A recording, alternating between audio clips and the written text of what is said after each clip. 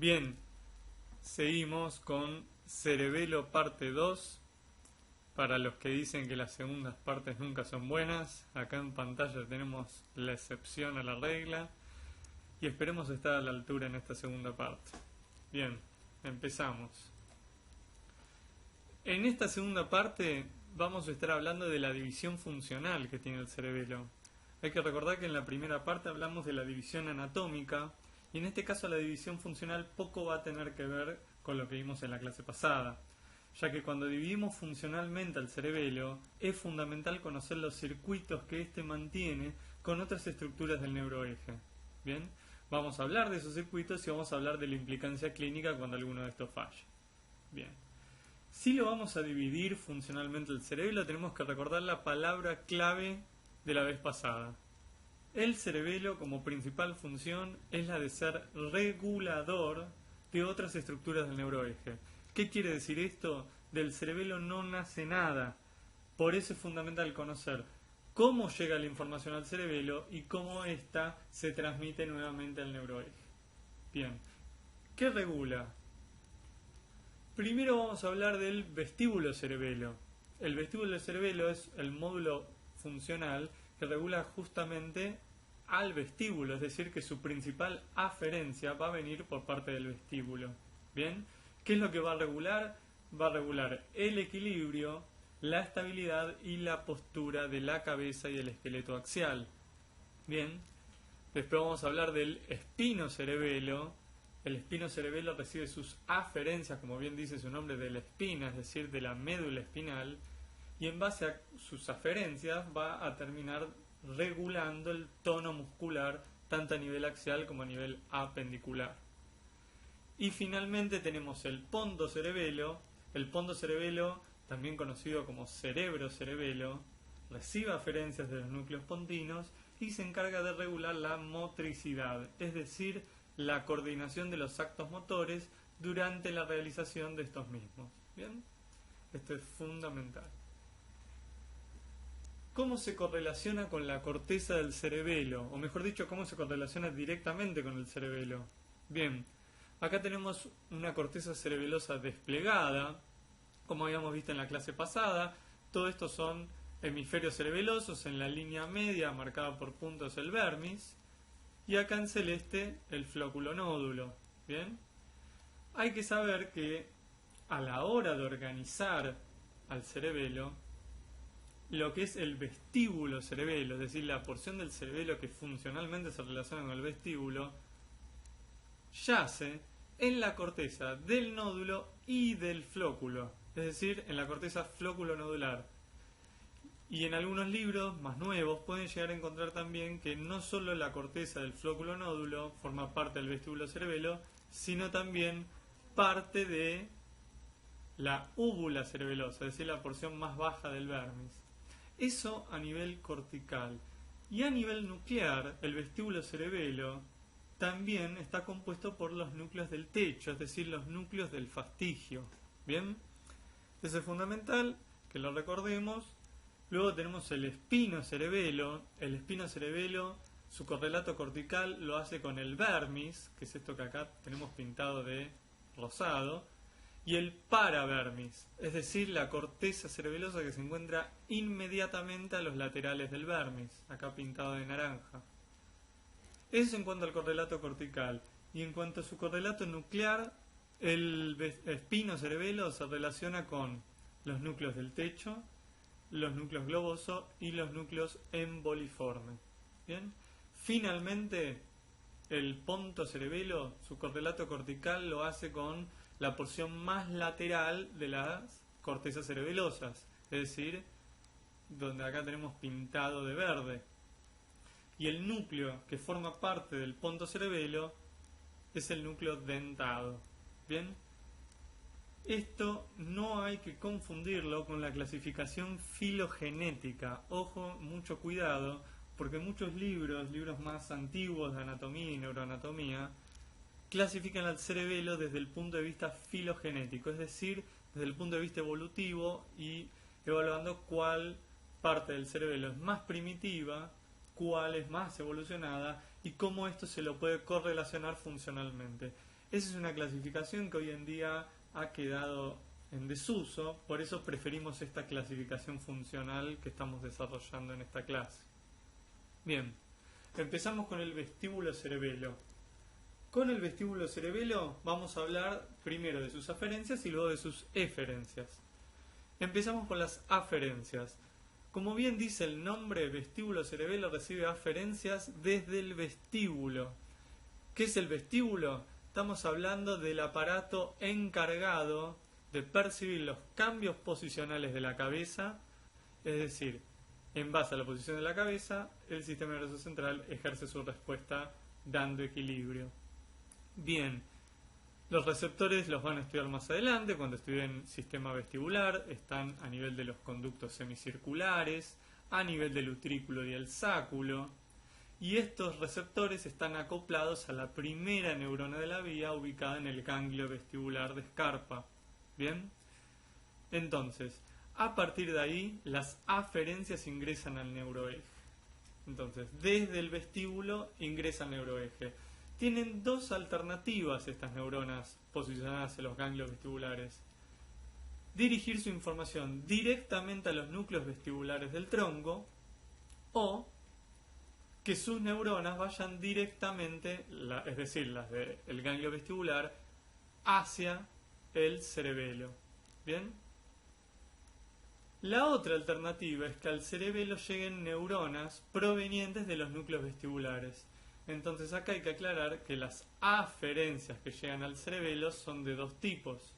Tenemos las aferencias vestíbulo-cerebelosas primarias, es decir, aquellas que provienen directamente de las neuronas del ganglio vestibular, y las aferencias vestíbulo-cerebelosas secundarias, acá pintadas de naranja, es decir, aquellas que desde los núcleos vestibulares sus neuronas se dirigen hacia el cerebelo.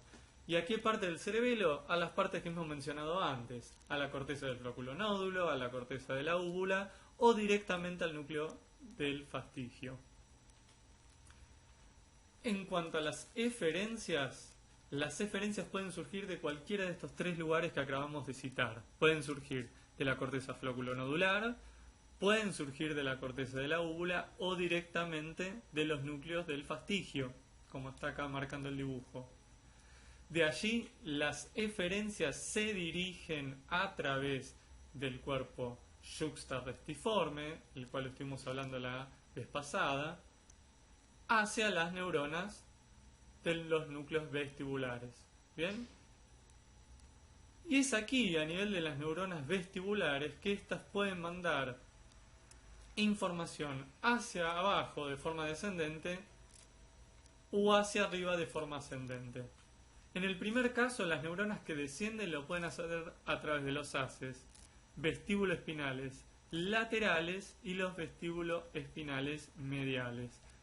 Tanto unos como los otros lo que hacen es aumentar el tono extensor del esqueleto axial. De esta forma, ante un cambio posicional de la cabeza, la respuesta que genera el vestíbulo es aumentar el tono extensor que mantiene postura, estabilidad y equilibrio.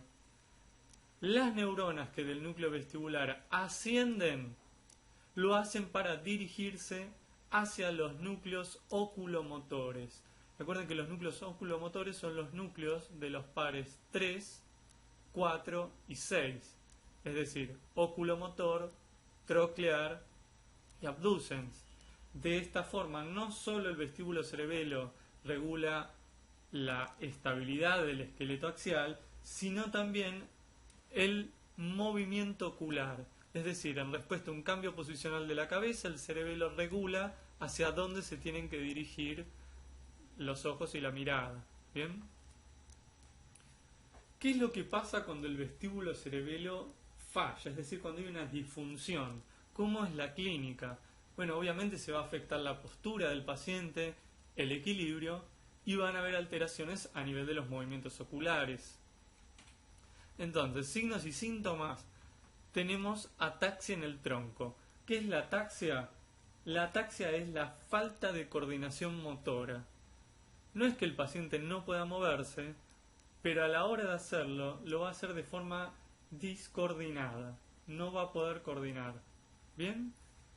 Entonces, esta ataxia de tronco se va a manifestar con una marcha de tipo inestable, oscilante, que nos hace recordar, como bien dicen los libros, a la marcha de un paciente en estado de ebriedad, un paciente borracho.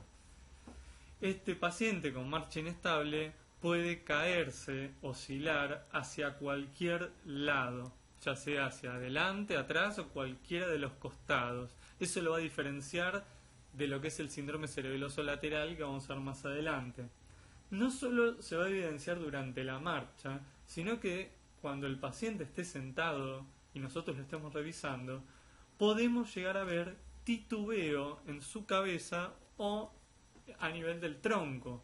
Este titubeo se va a manifestar a través de un temblor que puede ser mínimo o puede ser marcadamente visible.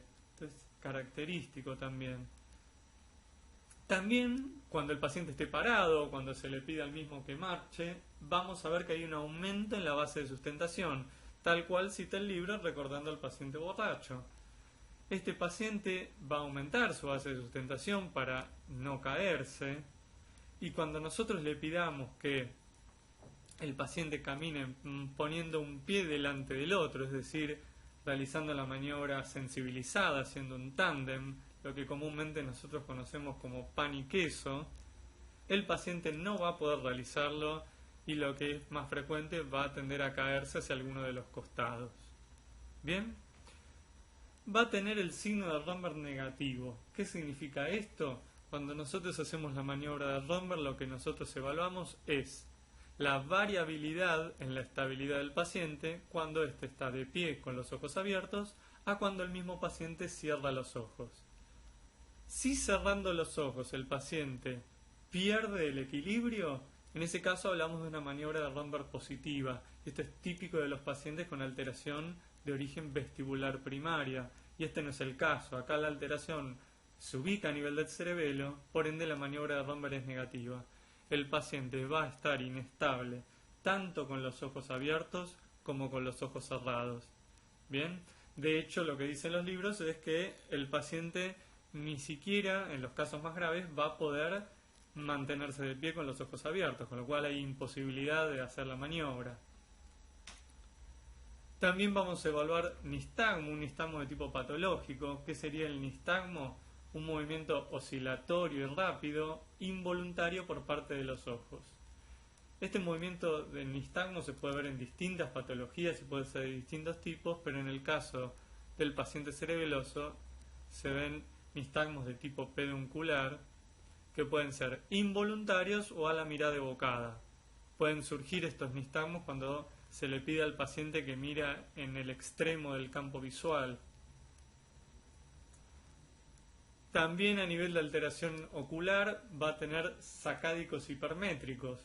Cuando al paciente se le pide que de una manera rápida fije con la mirada un objeto, muchas veces vamos a ver que el paciente, cuando dirige la mirada, se pasa de largo y luego corrige con un segundo movimiento hasta ubicar con la mirada el objeto deseado. Esto es por una falta en la coordinación del movimiento. Y esto del sacádico hipermétrico también lo vamos a evaluar más adelante a nivel de los miembros cuando hablemos del síndrome cerebeloso lateral. Ahora hablamos del espinocerebelo. El espinocerebelo, como bien dice su nombre, recibe aferencias desde la médula espinal. ¿Cuáles son esas aferencias? Son aferencias que vienen desde el órgano tendinoso de Golgi y desde el uso neuromuscular. Esos son los receptores que existen en el cuerpo para evaluar tono basal que tiene el músculo, es decir, qué tan contraído o no está ese músculo y cuál es la posición de las articulaciones. De esa manera nosotros podemos evaluar la propiocepción de una persona. La persona puede valerse de su propiocepción en base a estos receptores. Esta información asciende, recordemos, por los haces espinocerebelosos ventral y dorsal, que son los que llevan esta propiocepción inconsciente, e ingresan al cerebelo por distintas vías. Recordamos que la propiocepción inconsciente que va por el haz espinocerebeloso dorsal lo hace por el cuerpo pestiforme del pedúnculo inferior, mientras que el haz espinocerebeloso ventral ingresa por el pedúnculo cerebeloso superior. Y ojo, que acá lo que no estaría marcando la imagen son otras fibras que provienen de la médula de los haces cuneo-cerebelosos, los cuales traen información propioceptiva desde los miembros superiores e ingresan por el cuerpo pestiforme. Bien, estas aferencias pueden ir a distintos lados del cerebelo. Si las mismas se dirigen hacia lo que es el vermis, si las aferencias se dirigen al vermis, el cerebelo se va a encargar de regular el tono de la musculatura axial, mientras que si las aferencias se dirigen al paravermix, la regulación del tono en este caso va a ser del esqueleto apendicular, es decir, de las extremidades.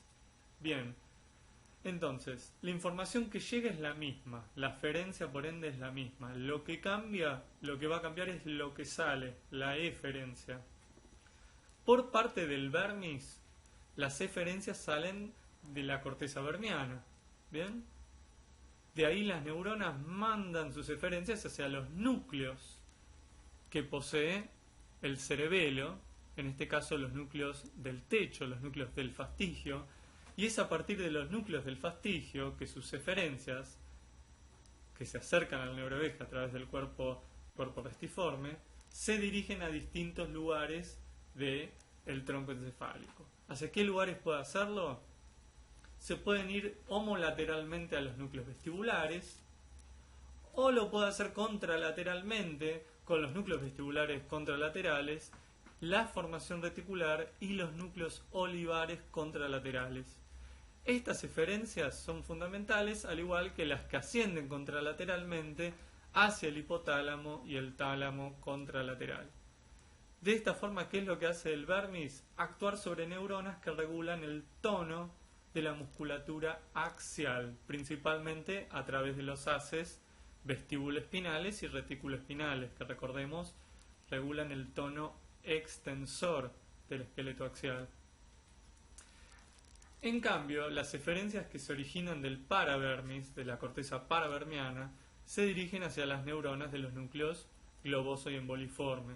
Bien, estos núcleos son más evolucionados y van a tener que ver mucho más con el control y el tono de la musculatura apendicular. De allí las neuronas contralateralmente se dirigen a los núcleos rojos, o también pueden hacerlo hacia las neuronas del hipotálamo contralateral o el tálamo contralateral. Recordamos que siempre que la eferencia se dirige hacia el tálamo, luego el tálamo va a mandar su eferencia directamente a la corteza cerebral. De esta forma, toda la información que sale del paravermis, actuando tanto en núcleos rojos como en hipotálamo o corteza cerebral, lo que hace es aumentar el tono de neuronas que actúan en el esqueleto apendicular. ¿Y qué es lo que pasa cuando se altera, cuando hay disfunción del espinocerebelo? Obviamente vamos a tener alteraciones del tono muscular. A nivel clínico hay que hacer una salvedad, ya que los signos y síntomas, cuando hay una disfunción del espinocerebelo, generalmente están asociadas a otras alteraciones cerebelosas. ¿Qué quiere decir esto? No existe alteración del espinocerebelo sin que exista alteración del vestíbulo o del pontocerebelo. Por eso, a nivel clínico, hablamos de un síndrome cerebeloso medial, cuando se afecta al vestíbulo cerebelo, y del síndrome cerebeloso lateral, cuando se afecta al pontocerebelo.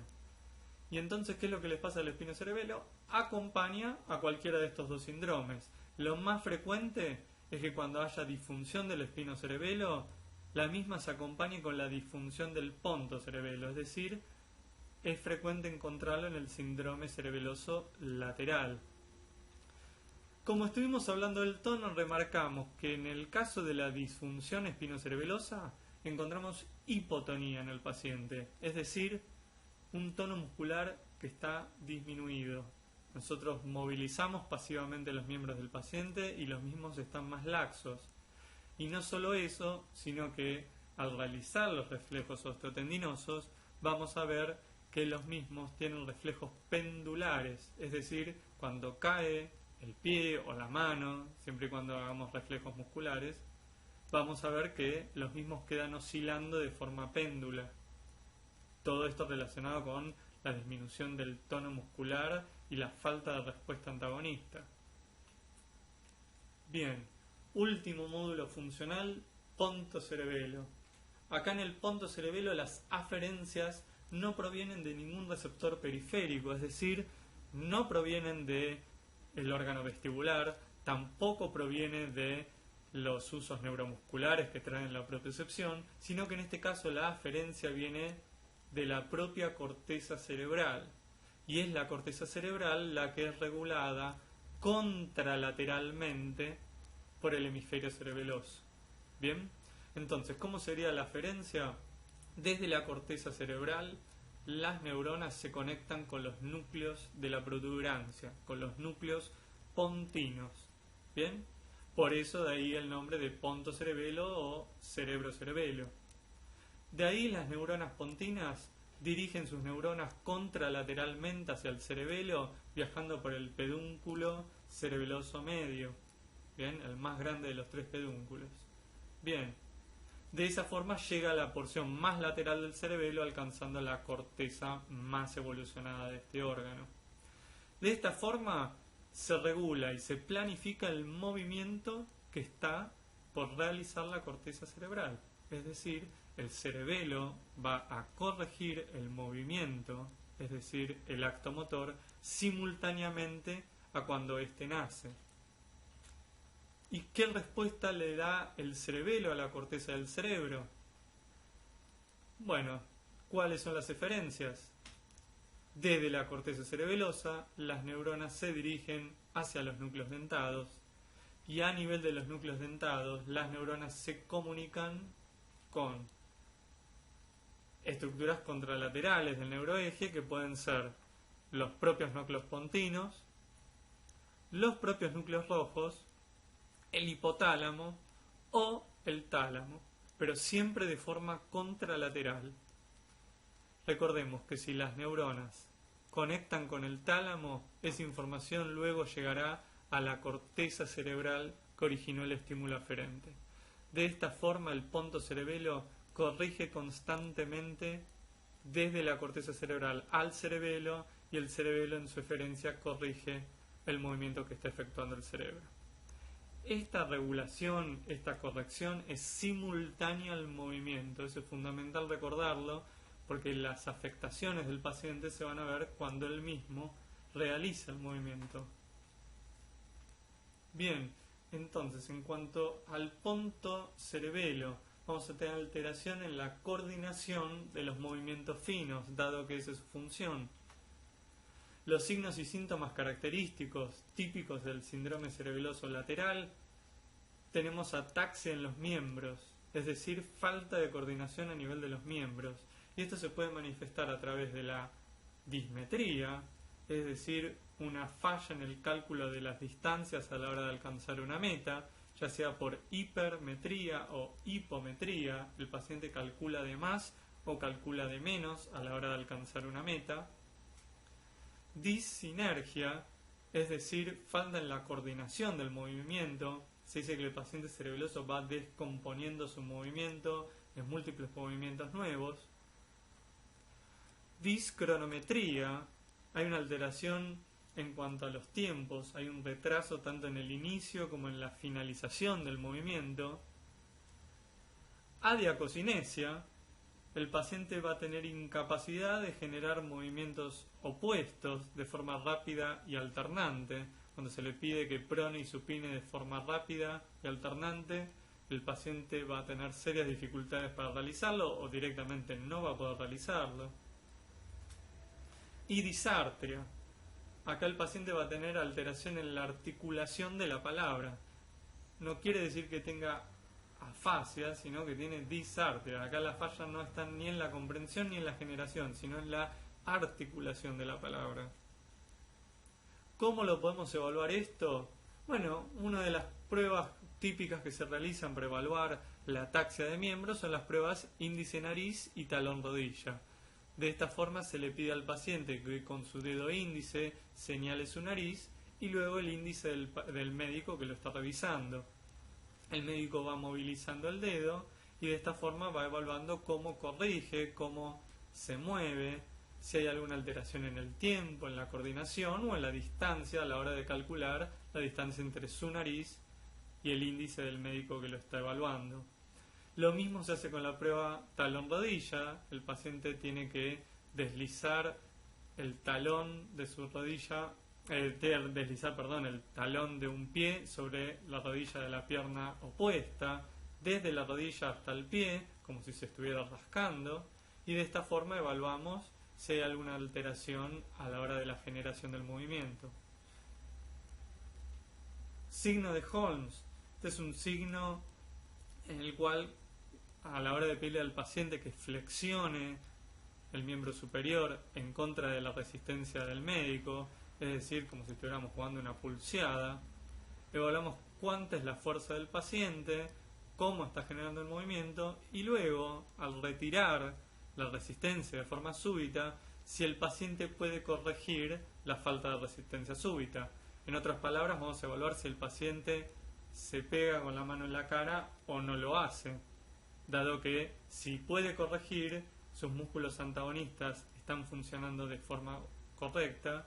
En el caso de que no lo pueda corregir a tiempo, hay una discronometría en los músculos antagonistas, dado que el cerebelo no está regulando bien el antagonismo del movimiento. Y lo más importante de todo, acá el paciente tiene temblor de acción. Recordamos, siempre que realiza alguno de estos movimientos, cualquiera de los que estuvimos diciendo, va a tener un temblor de tipo de acción. Bien, entonces en resumen, la ataxia, el temblor de acción, y recordar que todos los signos y síntomas del paciente con síndrome de cerebeloso lateral se ven del mismo lado que se originó la lesión cerebelosa. ¿Qué quiere decir esto? Los signos y síntomas son homolaterales a la lesión. Si el paciente tiene una lesión en el hemisferio cerebeloso derecho, los signos y síntomas se van a ver en los miembros derechos. Esto es distinto a lo que pasa con la corteza cerebral, por eso hacemos esa aclaración. Bien, hemos terminado esta clase. Muchas gracias, espero que les haya servido. Esto en definitiva no deja de ser una introducción a la fisiología del cerebelo y a cómo repercuten las fallas cerebelosas a nivel de la evaluación clínica. Estos temas se van a profundizar mucho más en las materias neurofisiología, neurosemiología, neurología, con lo cual la idea y el fin de la clase es dar una introducción a los alumnos de la materia para que se interesen por estos temas. Así que espero que se haya conseguido el objetivo. Nos vamos despidiendo, muchas gracias y nos vemos la próxima.